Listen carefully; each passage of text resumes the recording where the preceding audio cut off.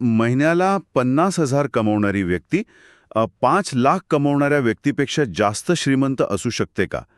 ऐकायला हे थोडं विचित्र वाटेल. हो, आणि बऱ्याच जणांना हे कदाचित खोटेही वाटेल. नक्कीच. पण आजच्या आपल्या या सखोल चर्चेत आपण याच सत्याचा उलगडा करणार आहोत. आजची आपली ही चर्चा एका अशा प्रश्नाभोवती फिरणार आहे ज्याचा विचार आपण सर्वांनी कधी ना कधी नक्कीच केलेला असतो. एक्झॅक्टली. तो म्हणजे खरेच श्रीमंत होण्यासाठी प्रत्येकाने नक्की किती पैसा कमवावा. बरोबर. आणि कसे ना, आजकाल सोशल मीडिया उघडला की आपल्याला श्रीमंतीचे एक विशिष्ट चित्र पाहायला मिळतं. म्हणजे मोठे बंगले, लांब-चलाम गाड्या, सतत ते परदेशात फिरण्याचे फोटोज. हो, ते सतत चालूच असतं सगळीकडे. आणि यामुळे काय होतं, आपल्या मनात श्रीमंतीची एक अशी व्याख्या तयार झालीये जी पूर्णपणे भौतिक आणि खूप वरवरची आहे. अगदी बरोबर. पण आजच्या या चर्चेत आपण फक्त बँक बॅलन्स न पाहता आपली मनस्थिती, आपली जीवनशैली आणि खऱ्या समाधानाच्या दृष्टिकोनातून संपत्तीचा अर्थ काय असतो यावर प्रकाश टाकणार आहोत. मी म्हणेन हा असा विषय आहे ज्याची आजच्या काळात अत्यंत गरज आहे. कारण आपण सगळेच एका अशा शर्यतीत धावत आहोत जिची अंतिम रेषा कुठे आहे हेच कोणाला माहिती नाहीये. खरंय, आपण फक्त धावतोय. हो ना. समाजाने आपल्यासमोर श्रीमंतीचे जे चित्र उभे केले आहे ते आपल्याला कायम एक प्रकारच्या तणावात ठेवतं.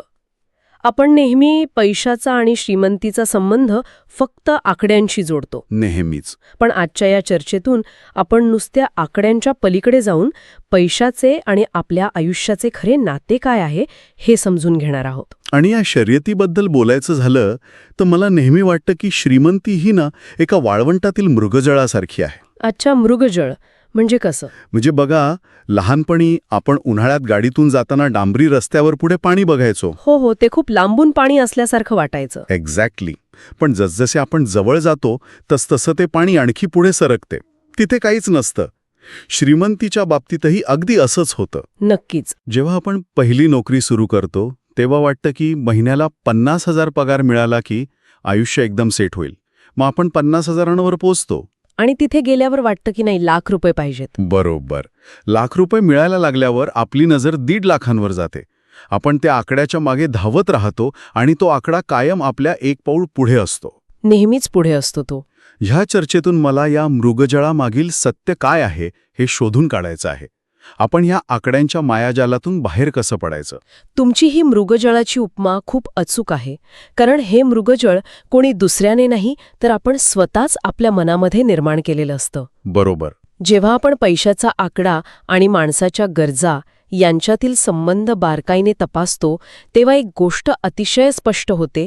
प्रत्येकासाठी श्रीमंतीचा आकडा हा पूर्णपणे वेगवेगळा असतो. म्हणजे तो युनिव्हर्सल नसतो? अजिबात नाही. आपण सुरुवातीला जो प्रश्न विचारलात की 50,000 कमावणारी व्यक्ती जास्त श्रीमंत असू शकते का, तर त्याचं उत्तर हो असे आहे. हे कसं काय शक्य आहे? कारण एखाद्या व्यक्तीसाठी महिन्याला 50,000 रुपये पुरेसे असू शकतात. त्या पैशात त्याचे घर चालते, मुलांचं शिक्षण होते आणि थोडे पैसे भविष्यासाठी उरतात. ओके.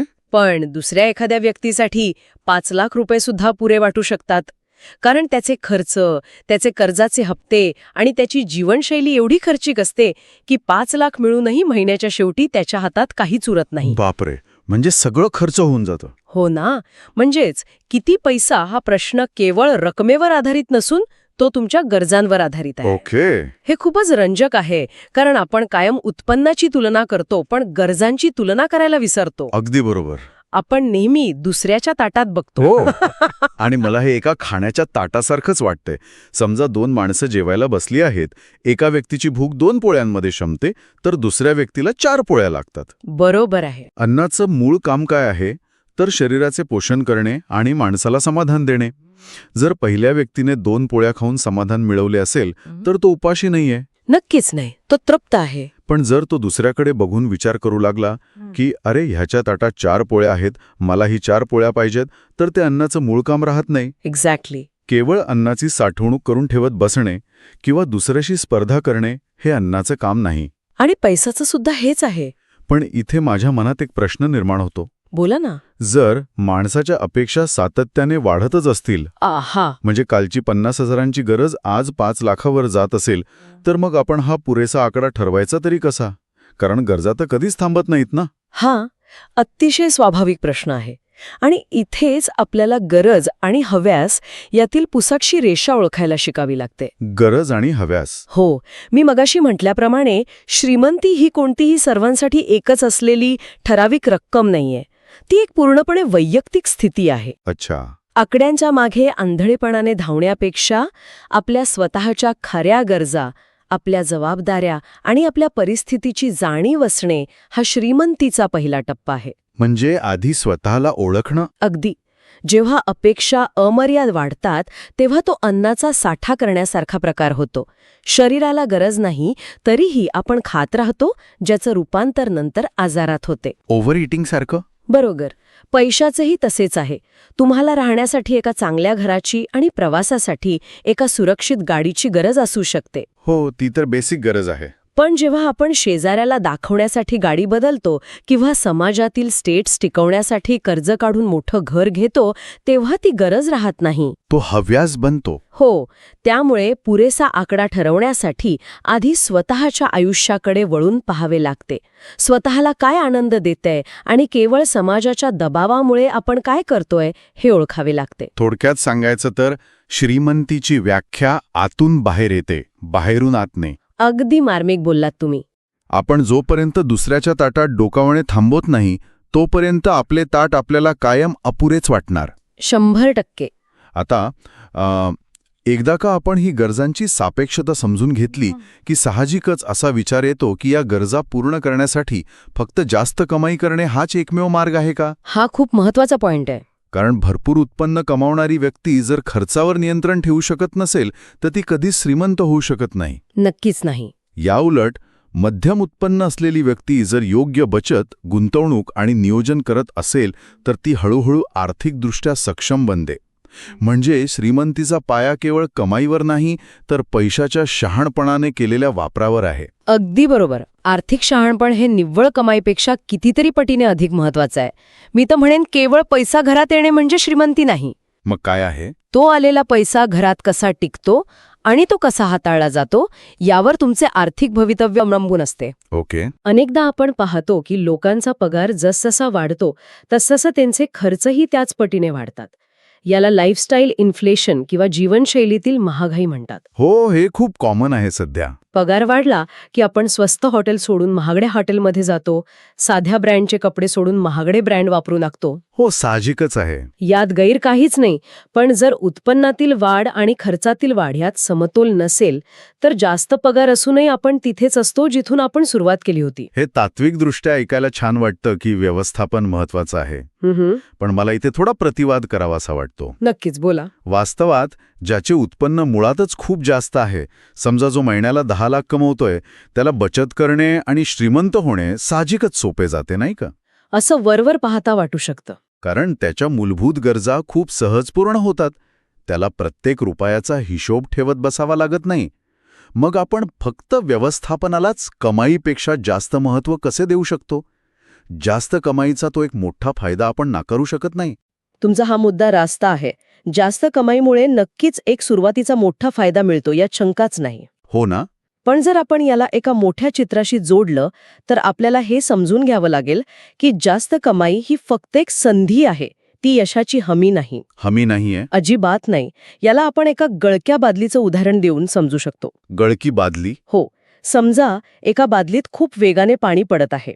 हा पाण्याचा वेग म्हणजे तुमचे मोठे उत्पन्न किंवा तुमचा तो 10 लाखांचा पगार. अच्छा. पण जर त्या बादलीच्या तळाला मोठी भोके असतील जे तुमचे अमर्याद आणि अनियंत्रित खर्च दर्शवतात तर ती बादली कधीच भरणार नाही. पाणी वाहून जाईल सगळं. एक्झॅक्टली. पाणी कितीही वेगाने आत आले तरी ते टिकणार नाही.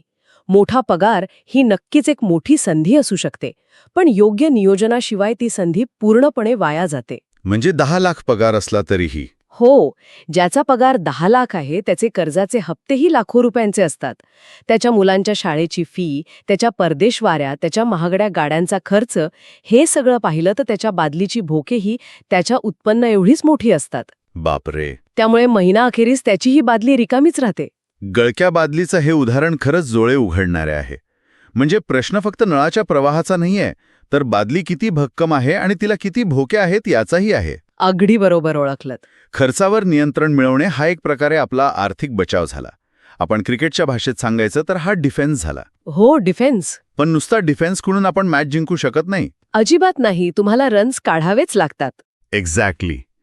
खऱ्या अर्थाने आर्थिक स्वातंत्र्य मिळवण्यासाठी आपल्याला आक्रमक खेळी खेळावी लागते. म्हणजे संपत्तीची निर्मिती कशी करावी याकडे लक्ष द्यावं लागतं. बरोबर. नुसती कमाई करून आणि ती वाचवून भागत नाही. त्या वाचवलेल्या पैशातून भविष्यासाठी अशी संपत्ती तयार करणे आवश्यक असते जी स्वतःहून आणखी पैसा निर्माण करेल. म्हणजे ॲसेट्स तयार करणं. हो. जमीन, व्यवसाय किंवा इतर साधनांमधनं दीर्घकालीन उत्पन्न निर्माण केल्यासच खऱ्या अर्थाने आर्थिक स्वातंत्र्य मिळते. बरोबर. आणि इथेच गुंतवणूक महत्वाची ठरते. संपत्ती निर्मिती म्हणजे असा पैसा जो तुमच्यासाठी काम करतो, जेव्हा तुम्ही स्वतः काम करत नसता. म्हणजे पॅसिव्ह इन्कम. हो. तुम्ही सुट्टीवर असताना, तुम्ही आजारी असताना किंवा तुम्ही झोपलेले असतानाही जर तुमची गुंतवणूक तुम्हाला परतावा देत असेल, तरच तुम्ही खऱ्या अर्थाने संपत्ती निर्माण करत आहात. हे ऐकायला खूप छान वाटतं. आणि हाच आर्थिक स्वातंत्र्याचा मुख्य मार्ग आहे. जोपर्यंत तुम्ही स्वतः काम करताय आणि त्या बदल्यात तुम्हाला पैसे मिळतायत, तोपर्यंत तुम्ही एका अर्थाने गुलाम आहात. वेळेचे गुलाम. एक्झॅक्टली. ज्या दिवशी तुमचे पैसे तुमच्यासाठी काम करायला लागतील, त्या दिवशी तुम्ही खऱ्या अर्थाने स्वतंत्र व्हाल. आता इथे हा विषय खरोखरच खूप रंजक वळण घेतो. गुंतवणुकीचा विचार करताना आपण साधारणपणे शेअर बाजार, म्युच्युअल फंड, जमीन जुमला किंवा व्यवसायाचा विचार करतो. हो, हेच पर्याय डोळ्यासमोर येतात आधी. पण संपत्ती निर्मितीच्या संदर्भात एक असा मुद्दा समोर येतो जो थोडा वेगळा आहे, आणि तो म्हणजे स्वतःच्या कौशल्यात गुंतवणूक करणे. हा खूप दुर्लक्षित राहिलेला मुद्दा आहे. आता मला सांगा, स्वतःच्या कौशल्यात गुंतवणूक करणे हे आर्थिक स्वातंत्र्याकडे जाणारे साधन कसे असू शकते? हा दृष्टिकोन मला थोडा वेगळा आणि नवीन वाटतो. मी समजून सांगते. म्हणजे बघा, आपण जमीन विकत घेतो कारण तिचे भाव वाढतात. पण कौशल्य कसे वाढते आणि ते संपत्ती कशी निर्माण करते? अत्यंत गरजेचं आहे. मानवी भांडवल. ओके. स्वतःचे कौशल्य वाढवणे, नवीन गोष्टी शिकणे, तंत्रज्ञानासोबत स्वतःला अपडेट ठेवणे, ही अशी एक गुंतवणूक आहे जी तुमच्याकडून कोणीही हिरावून घेऊ शकत नाही. हे खरंय. ज्ञान कोणी चोरू शकत नाही. बरोबर. शेअर बाजारात कितीही मोठे चढ-उतार, जमिनीचे भाव पडले किंवा व्यवसाय मंदीत गेले, तरी तुमचे कौशल्य तुम्हाला सतत आणि दीर्घकालीन उत्पन्न मिळवून देण्यास सक्षम करते. म्हणजे ती एक सेफ इन्व्हेस्टमेंट आहे. हो. उदाहरणार्थ, जर एखाद्याने आजच्या काळात नवीन तंत्रज्ञान जसे की कृत्रिम बुद्धिमत्ता किंवा आर्टिफिशियल इंटेलिजन्स वापरण्याचं कौशल्य आत्मसात केले, तर तो त्याच्या क्षेत्रातील इतरांपेक्षा खूप पुढे जातो. हो, सध्या AI ची खूप चर्चा आहे. कठीण काळात जेव्हा कंपन्या नोकर कपात करतात, तेव्हा हीच कौशल्याची गुंतवणूक तुमचा सर्वात मोठा आधार बनते. राईट. कौशल्यवान माणसाला कधीच कामाची आणि पर्यायाने पैशाची कमतरता भासत नाही. त्यामुळे स्वतःवर, स्वतःच्या शिक्षणावर आणि विकासावर केलेला खर्च हा खर्च नसून ती एक अतिशय उच्च दर्जाची आणि कायमस्वरूपी परतावा देणारी गुंतवणूक आहे. हे खूपच सखोल आहे. आपण बाजारातील परताव्याच्या मागे धावतो, पण स्वतःच्या क्षमतेकडे दुर्लक्ष करतो. हेच तर आपण बदललं पाहिजे. सर्वात सुरक्षित आणि हमखास परतावा देणारी गुंतवणूक म्हणजे स्वतःच्या मेंदूत आणि कौशल्यात केलेली गुंतवणूक. अगदी 100%. आता आपण या संपूर्ण चर्चेच्या अशा एका वळणावर आलो आहोत जिथे थोडं थांबून विचार करण्याची गरज आहे. नक्कीच. आपण कमाईबद्दल बोललो, बचतीबद्दल बोललो आणि गुंतवणुकीबद्दलही बोललो. पण संपत्ती आणि आर्थिक स्वातंत्र्य मिळवण्याच्या या संपूर्ण धावपळीत आपण काहीतरी मौल्यवान गमावत तर नाही ना? हा प्रश्न आपण स्वतःला विचारलाच पाहिजे. कारण श्रीमंतीची एक अशी किंमत असते जी आपल्याला डोळ्यांना दिसत नाही. अनेकदा लोक जास्त कमाईच्या मागे धावताना आपले आरोग्य, आपले नातेसंबंध आणि सर्वात महत्त्वाचे म्हणजे आपली मानसिक शांतता पणाला लावतात. हो. आणि हे खूप भयावह आहे. अशी लाखो रुपये कमावणारी व्यक्ती आतून अतिशय गरीब असते. खऱ्या अर्थाने श्रीमंत तोच आहे ज्याच्याकडे पैसा तर आहेच, पण त्यासोबत वेळ, चांगले आरोग्य, सोबत राहणारी माणसे आणि मनोशांती आहे. हे अत्यंत कटू सत्य आहे. पैशाचा हा एक असा अदृश्य खर्च असतो जो आपण अनेकदा आपल्या आरोग्याच्या किंवा वेळेच्या रूपात मोजत असतो. अदृश्य खर्च. हो. जेव्हा सर्वस्व पणाला लावून केवळ आर्थिक आकडे वाढवण्याची शर्यत सुरू होते, तेव्हा जीवनाचा समतोल पूर्णपणे ढासळतो. नक्कीच. माणूस तरुणपणी पैसा कमावण्यासाठी स्वतःचं आरोग्य खराब करतो आणि मग म्हातारपणी तेच आरोग्य परत मिळवण्यासाठी कमावलेला सगळा पैसा खर्च करतो. हे एका दुष्ट चक्रासारखं आहे. हो, हे एक दुष्ट चक्रच आहे. जर तुम्ही लाखो रुपये कमवत आहात, पण तुमच्याकडे तुमच्या मुलांसोबत खेळायला वेळ नाही किंवा तुमच्याकडे रात्री शांत झोपण्यासाठी गोळ्यांचा आधार घ्यावा लागत असेल, तर त्या पैशाला काहीच अर्थ उरत नाही. मला हे अगदी एखाद्या अतिशय महागड्या आणि वेगवान स्पोर्ट्स कार विकत घेण्याच्या उदाहरणासारखं वाटतं. Sports car? अच्छा. विचार करा, एका माणसाने रात्रंदिवस एक करून, ओव्हरटाईम करून, स्वतःचं आरोग्य आणि कुटुंबाला दिलेला वेळ पणाला लावून ती स्वप्नातली स्पोर्ट्स कार विकत घेतली. बरं. पण आता काय झालंय? त्या कारचा हप्ता भरण्यासाठी त्याला आणखी जास्त काम करावं लागतंय. अरे रे. सततच्या धावपळीमुळे आणि ताणतणावामुळे ती कार चालवण्यासाठी त्याच्याकडे आता विकेंडला वेळच उरलेला नाही. आणि वेळ असेल तर ताकद नसते. एक्झॅक्टली. त्याचं आरोग्य इतकं खराब झालं आहे, त्याला पाठदुखीचा इतका त्रास सुरू झालाय की तो त्या कारच्या सीटवर आरामात बसूही शकत नाही. हा हा हा, हे खूपच विदारक आहे. मग ज्या कारने त्याला सुख आणि आनंद द्यायचा होता, तीच कार त्याच्या तणावाचे आणि दुःखाचे कारण बनली. त्या कारचा, त्या संपत्तीचा उपयोग काय? अगदी अचूक.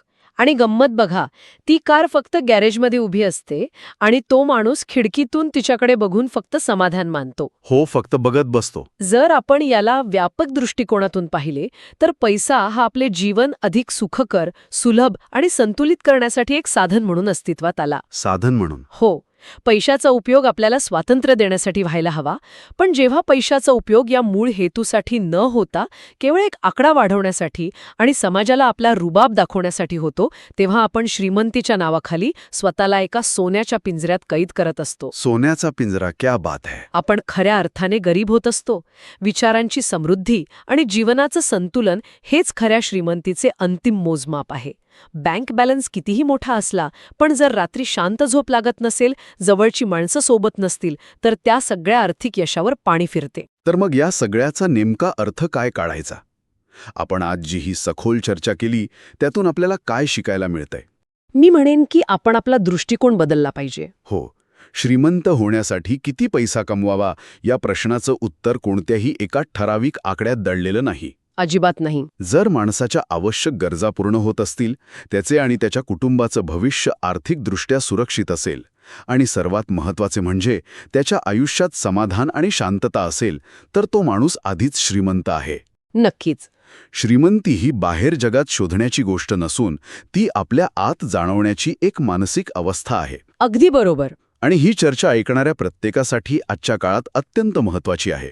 कारण आपण सगळेच आजूबाजूच्या जगाकडे बघून स्वतःच्या आयुष्याचे निर्णय घेत आहोत. हो, दुसऱ्यांना बघून. प्रत्येकाने एकदा शांत बसून हा विचार करण्याची वेळ आली आहे की आपण समाजाच्या, जाहिरातींच्या किंवा इतरांच्या व्याख्येनुसार श्रीमंत होण्याच्या शर्यतीत धावत आहोत की स्वतःच्या खऱ्या गरजांनुसार आपले आयुष्य जगत आहोत. स्वतःचा विचार करायला हवा. हो, स्वतःच्या श्रीमंतीची व्याख्या स्वतः ठरवणे आणि स्वतःला किती पैशांची खरोखर गरज आहे हे ओळखणे, हे यातून मिळणारं सर्वात मोठं शहाणपण आहे. ज्या दिवशी आपण हे ओळखू त्या दिवशी आपण खऱ्या अर्थाने श्रीमंत होऊ. एकदम बरोबर.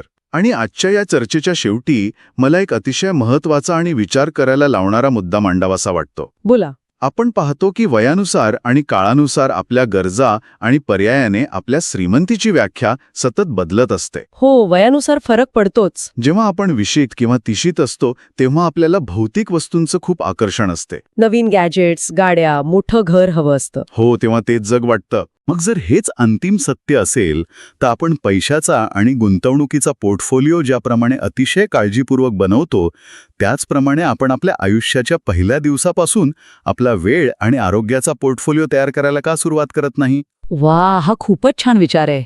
पैसा साठवताना आपण वेळ आणि आरोग्य कसं साठवू शकतो, भविष्यासाठी चांगले नातेसंबंध कसे गुंतवू शकतो, याचा विचार प्रत्येकाने नक्कीच करायला हवा. हा एक अतिशय सुंदर आणि सखोल विचार आहे. आपण पैशाची गुंतवणूक जशी कंपाऊंडिंग किंवा चक्रवाढ व्याजासाठी करतो, तशीच आरोग्याची आणि चांगल्या सवयींची गुंतवणूकही काळासोबत वाढत जाते. खऱ्या श्रीमंतीच्या वास्तूचा हाच तो सर्वात मजबूत पाया आहे. याच एका महत्त्वाच्या आणि विचार करायला लावणाऱ्या प्रश्नासोबत आपण आपली आजची ही चर्चा इथेच थांबूया. खऱ्या श्रीमंतीचा शोध हा कधीच न संपणारा प्रवास असला तरी योग्य दिशा मात्र आपल्याला नक्कीच सापडू शकते. स्वतःच्या आरोग्याची काळजी घ्या, स्वतःच्या वेळेची किंमत ओळखा आणि खऱ्या अर्थाने श्रीमंत व्हा.